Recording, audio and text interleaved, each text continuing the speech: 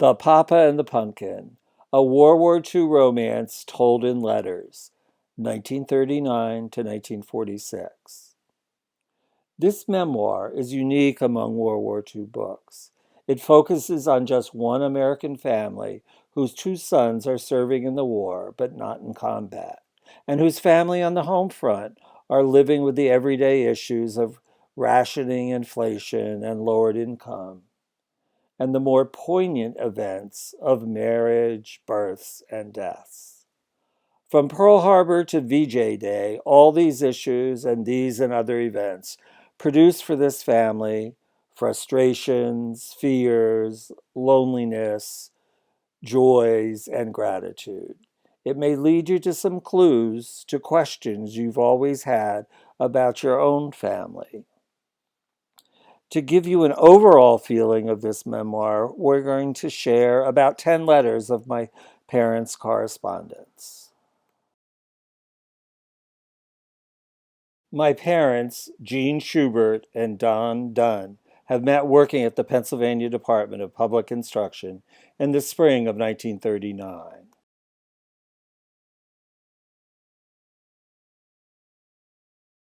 By late summer of 1939, they are beginning to fall in love with each other, just as Germany and Russia invade Poland, beginning World War II.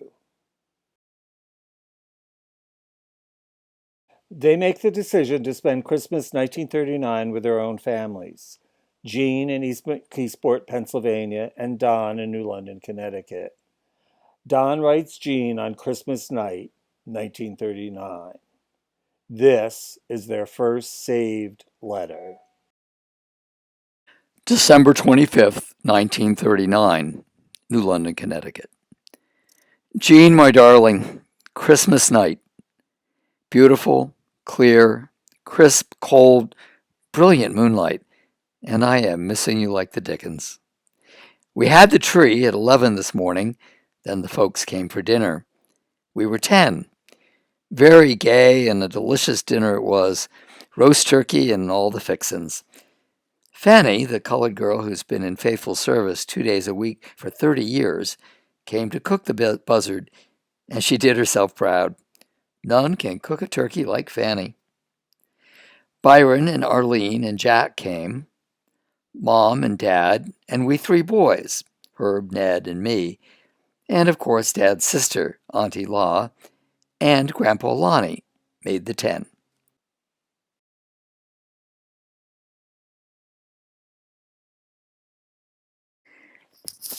After dinner, we got Lonnie started on some of his yarns. They are swell. I do hope you get to see and hear him soon. He's an old gaffer now and sentimental, as old ones are. When he told the story of the submarine Deutschland that sank one of his tugs with all on board in 1916, his voice broke and quavered, and tears streamed down his cheeks. The tears came again when he told us of going out to rescue the city of Columbus in a bitter winter's gale off Vineyard Haven back in 1881. The passengers had had to climb up in the riggings in their nightclothes to escape drowning, and they had frozen and gone to their doom, leaving the frozen dresses rigidly arrested up in the rigging like ghosts. And now, 58 years afterward, the memories visibly move the old man. Now I'm sitting quietly with Mom and Dad, listening to the Firestone concert on the radio and writing to my love.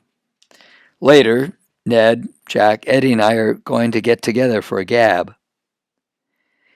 And so, another Christmas passes into oblivion. The old folks get older, the young ones old, and the new ones come. I hope this Christmas shall be the last one we are not together. And so, my Duchess, as this Christmas night that finds us 500 miles apart draws to a close, I salute you across the tides and wave a quiet, tender kiss to the westward, knowing it will find you tomorrow. Good night now, my sweetest sweet. All my love, Donald. By the end of June 1940, Germany has overrun France, Belgium, and the Netherlands. As the Nazis reach the English Channel, over 340,000 British troops are saved from Dunkirk. As the English prepare for a Nazi invasion, the Americans' complacency begins to fade and many begin to worry, as evidenced in this letter from Dunn to Jean. June 23rd, 1940, 8:30 p.m., Reading, Pennsylvania. My darling, now it's a rainy summer night, a sad, breathless kind of night, quite in tune with the depressing and sad news from beyond the seas. I have noticed a strange tenseness both in Harrisburg and Reading yesterday and today. Men's minds are not on their work. They're wondering, what will happen now? Does this mean that we are closer or further away? Isn't there some way out short of war? Must we go through this whole performance all over again, remembering World War I? They, the men, don't say very much. That is, the sound, sensible ones. In fact, they say nothing except to ask for the latest news. But their minds are not riveted on the job at hand, as it usually is. They are like I was last August and September, when the Germans and the Russians attacked Poland on September 1st, 1939, beginning World War II. They cannot concentrate. Even then, it would have been too late for us to have done anything about it. It is perhaps a profound limitation to democracy that it cannot live in the same world with a form of government whose basic premise is force and arms. Thus, this time, we must not only destroy the disciples of force, but destroy force itself as a medium of national conduct. Yours, forever and ever, Dawn.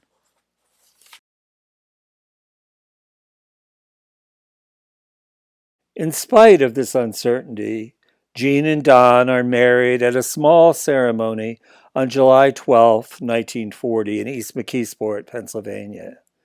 They end up renting a small cottage on a farm estate in Wernersville, Pennsylvania, right outside of Reading, Pennsylvania, where Don works.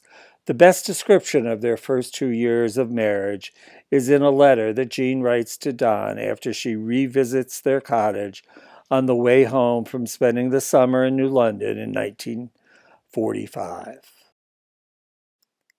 September 6, 1945. Papa, things have changed in Reading and Wernersville, but I am not sorry I went. It brought you so close to me. It was still the same lovely little house to me where we lived and loved, where we shared so many beautiful things, delightful memories. Our pretty garden where we worked so hard, the papa making the speeches to the gobble gobbles, the apple pies we made from the apples in the orchard, our first Christmas tree, the big doggy Kurt coming to live with us, the pear tree with the first snowfall, the baby lambs and Cheerio, the pheasants down by the brook, the chestnut tree, the papa pushing the wheelbarrow with the ashes, the little pussy cat, the walks in the backfields, the moonlit nights where we laid on the grass, watching the cars go by on the main road. Most of all, I remember the love and pretty living in the little house with you, the joys and unhappiness we shared those first 2 years. So I am not unhappy that I stopped by, and you must not be unhappy when you read this. The Punkin.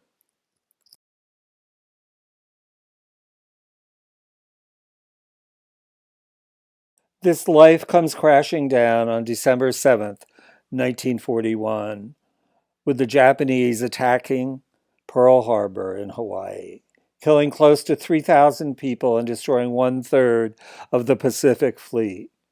The U.S. is at war with Japan, and Germany declares war on the United States, all within a matter of days.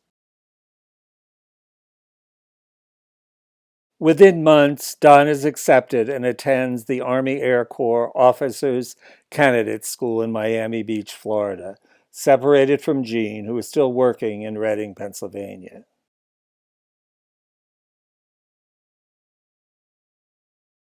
This separation continues as Don is assigned as an inspector for the Inspector General at the Enid, Oklahoma Army Air Base, while Jean continues working as the finance officer at the Pennsylvania Economy League. They are both working 7 days per week. Jean is suffering from anemia and nervous exhaustion. This strain on their relationship is apparent in the next two letters from Jean to Don. September 15th, 1942, East McKeesport, Pennsylvania. Dearest Don, the last 2 times I have been at the doctor's, I have not reacted any too well to the injections. I presume it was a nervous reaction, for he did not do so well in putting in the needle, and then I was so terribly upset and nervous. With all the work that is piled up on me, and all this trouble with the moving, I am sorry if I seemed nasty and disgruntled when I talked with you on the phone Sunday. It seemed like everything was piling up on me, and then to get your letter about those banknotes, I had forgotten, was the last straw. My head has been so full of thoughts, and just as things begin to look a little clearer, something else pops up, and my head feels as though it's going into little pieces. The mama certainly is going to pieces fast. I am sorry I cannot write any love tonight. I am utterly devoid of love for anything or anyone, even you, your pumpkin, Jean. September 25th, 1942, East McKeesport, Pennsylvania. Dearest Dawn, I had just given up hope of hearing from you, but from your letter I can see you must be very, very busy, and I have been too. The days go by so fast, and it seems I don't get much accomplished. Too many worries, I presume, and I can't concentrate on the immediate job of getting packed. Your telegram came on Sunday afternoon, shortly after I had come home from work, and frankly, I was very much upset about it. Perhaps it was because I was exhausted from working, and very much upset that the car went fluey. It made me quite angry. Everyone, even you, do not seem to consider me at all. It seems like I am a puppet on a string, and every time the string is pulled, I am supposed to jump. Well, I am through jumping around, and am going to do things the way I want to. You are probably angry now, but I need to get it off my chest. You have no conception of what I have been going through this last month, trying to organize things, having one setback after another, financial worries by the hundred, and working like a dog to keep things going. I am tired and sick, and I admit it, but only because I've had to carry the load myself, and have come to the point where I am utterly exhausted. And this much I want understood. I do expect you to find some time between now and the time I get to Enid to get a place for us to live. I know you are going to be very, very much upset when you get this letter, but I am telling you, I am at the breaking point, both physically and mentally. And either you've got to start being my husband and accepting the responsibilities as such, or else we had better call it quits. Yours, Pumpkin.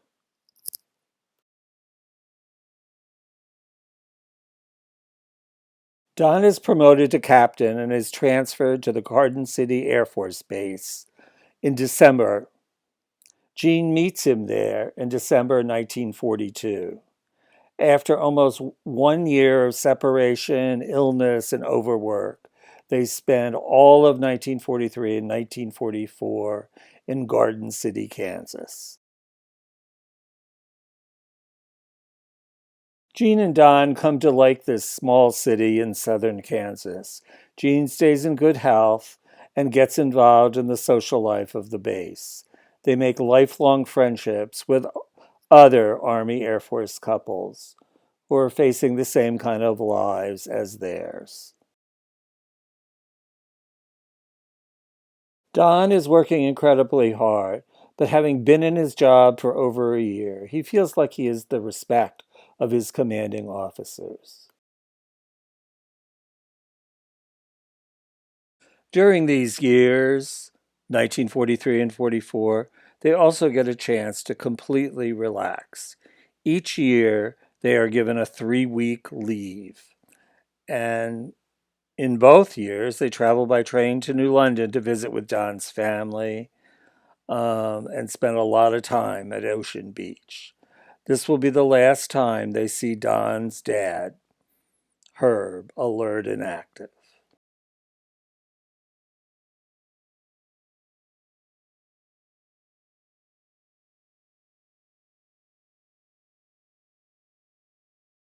1945 brings the change Don and Jean have been anxiously awaiting.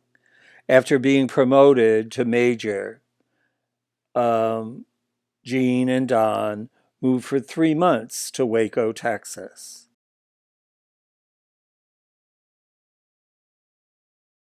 And then on to Salt Lake City, where they know the next move for Don will be their longest separation yet, 13,000 miles away in the Southwest Pacific.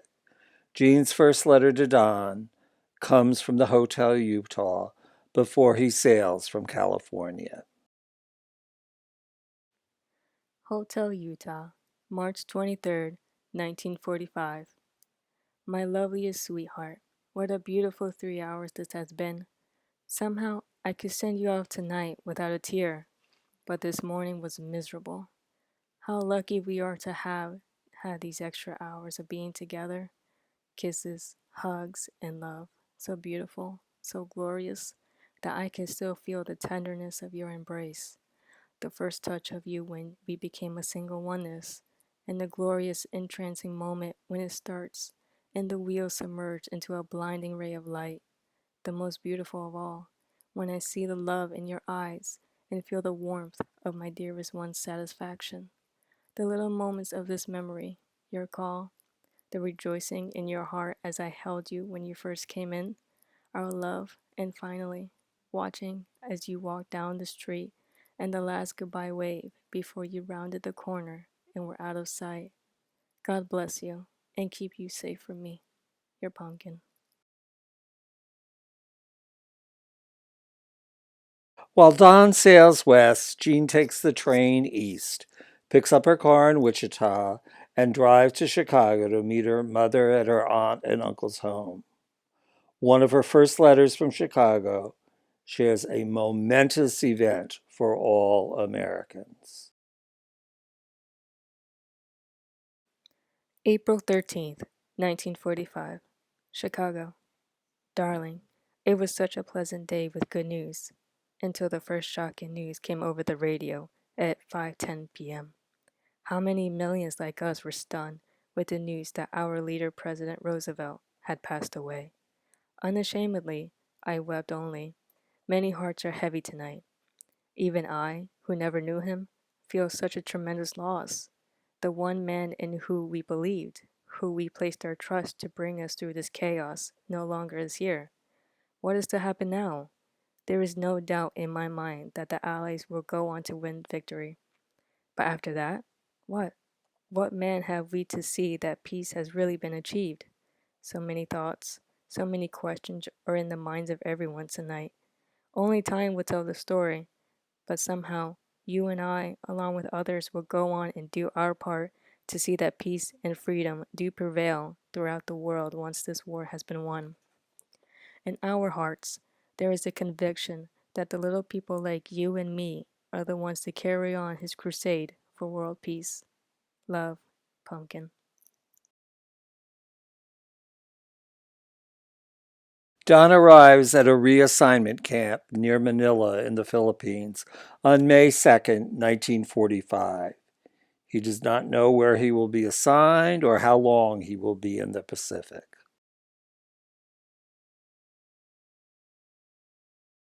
After 2 weeks, he was finally assigned to be a traveling inspector based out of Hollandia, Dutch New Guinea, 1,800 miles away. Don spends his weeks flying on average 2,000 miles between Army, Air Force installations, making sure the infrastructure and governance of these island bases are running smoothly. He writes Jean about what his permanent posting is like.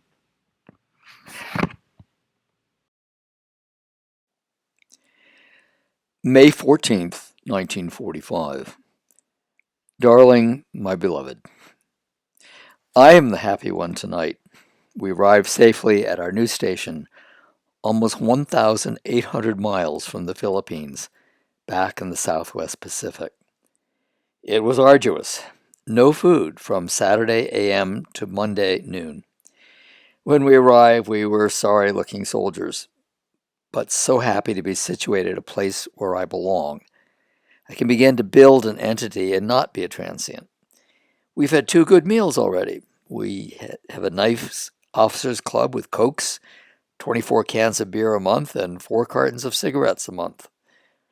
Our barracks is on a frame of 2x4s with a corrugated iron roof, well screened, electric lights, cement floor, 2 showers and wash basins with the safest cool water. All of the men seem to be cordial, pleasant, and helpful. Tomorrow I report to the inspector for an interview, and then I can cut my teeth into a job and get busy with the war. Love, Dawn. His 2 friends, Lieutenant Colonel Glover and Major Burford, provide some company, but only his letters from Jean provide him some solace and comfort. Although Don is busy during the day doing his work, it's night that he feels the loneliness the worst. However, getting as many letters from Jean and writing back to her helps him get through the time. Jean spends the summer of 1945 in New London with Don's family, and that seems to help both of them cope with their separation.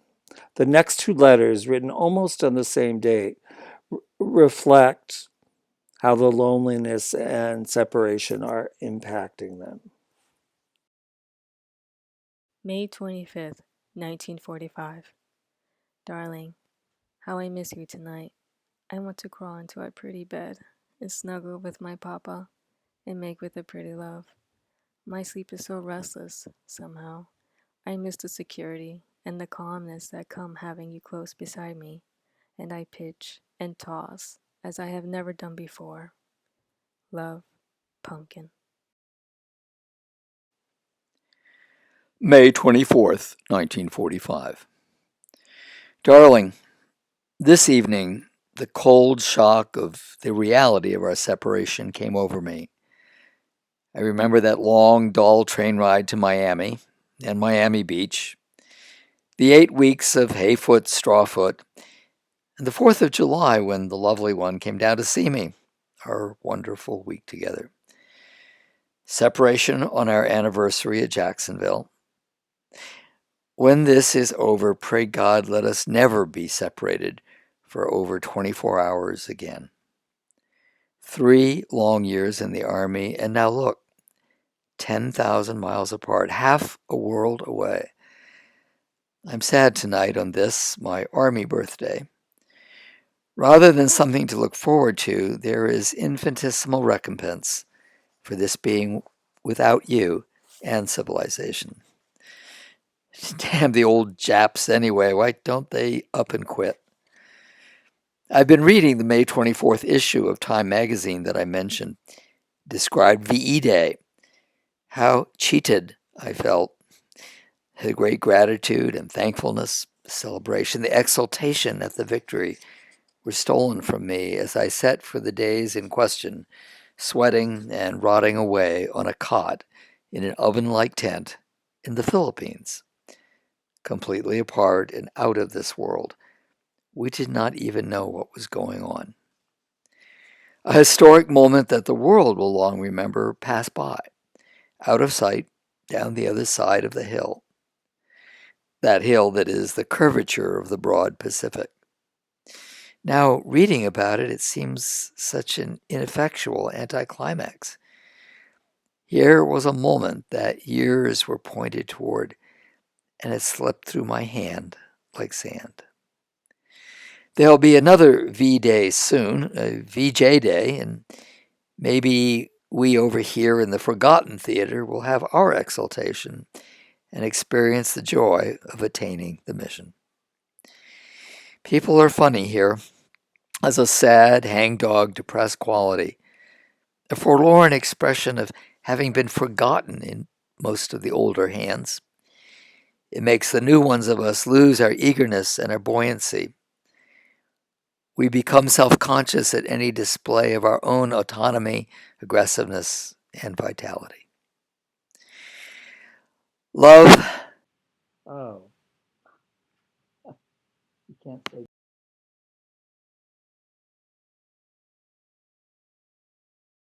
On August 6, 1945, the Americans drop an atomic bomb on Hiroshima and another on Nagasaki on August 8th.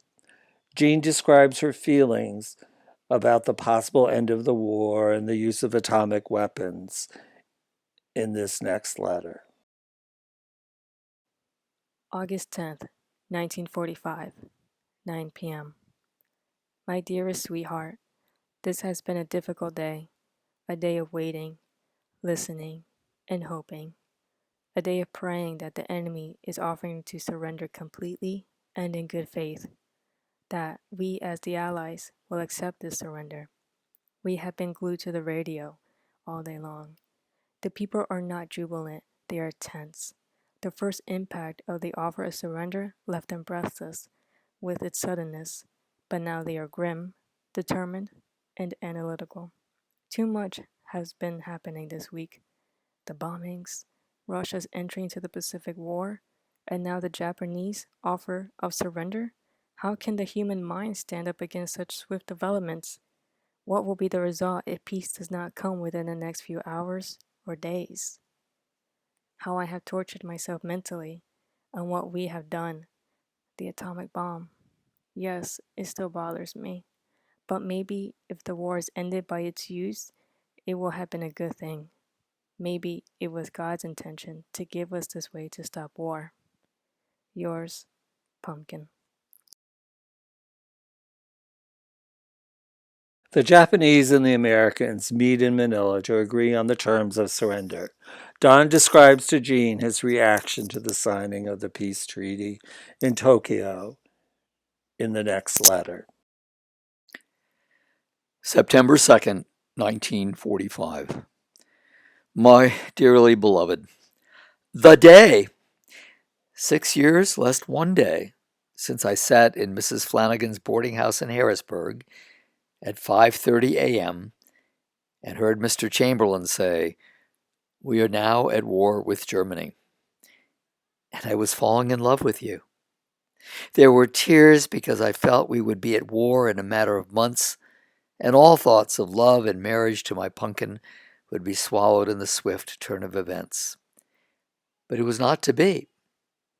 We must always thank God, or fate, or fortune, that sufficient time was granted to us not only to formalize our love, but to live together those glorious 5.5 years and weld our lives into one life together, unshakable and everlasting.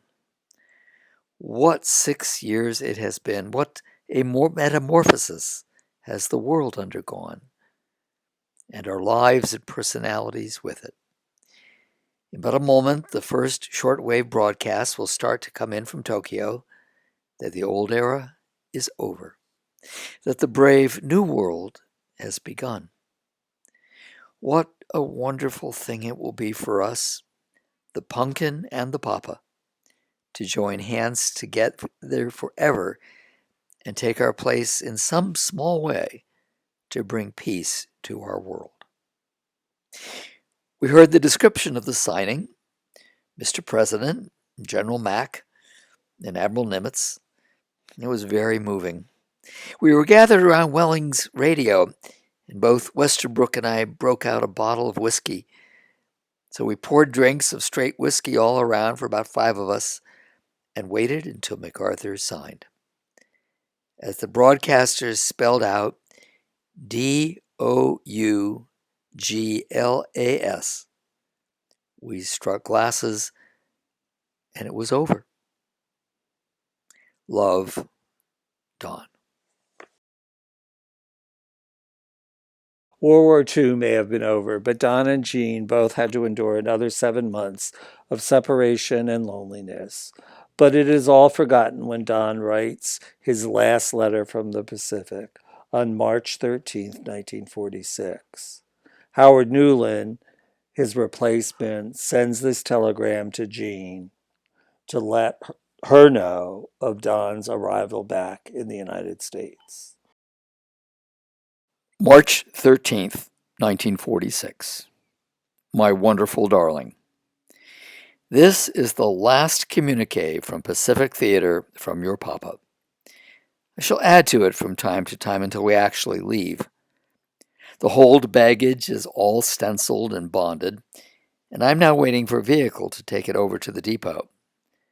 This noon at 13:30, we'll have our final physical exam, and then at 0800 tomorrow morning we assemble for loading on the Benson. She'll probably sail Thursday night or early Friday morning. Like all other big events, it doesn't seem true that I'm actually about to sail, but the time has come at last, and I am so happy. 8 a.m. Friday. Now is the time. We go. We go. I must run now and get on the truck. I'm on the way home.